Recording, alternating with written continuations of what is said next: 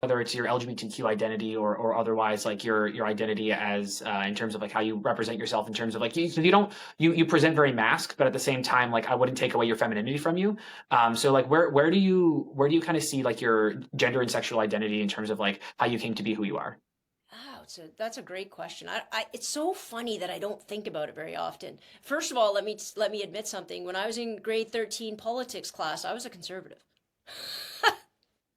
But you know what's I funny? It's also like so Steve Booth says the same thing. When I was younger, I definitely had more conservative really, ideologies, and yeah. like You want to know why? Because I think young kids haven't developed the capacity to think in grays.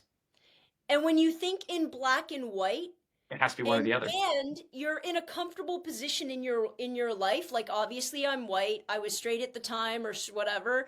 I came from a decent family, my mom made good money, I had a loving house, all of the things, right, that never pushed me outside of the bubble. And I'm like, pull yourself up by your own bootstraps, what am I doing it, but that's because you had a very limited view of the world and you don't understand the nuance, right? And so when I think about sometimes hard extremists, especially on the right, I'm like, oh, they're just baby brains.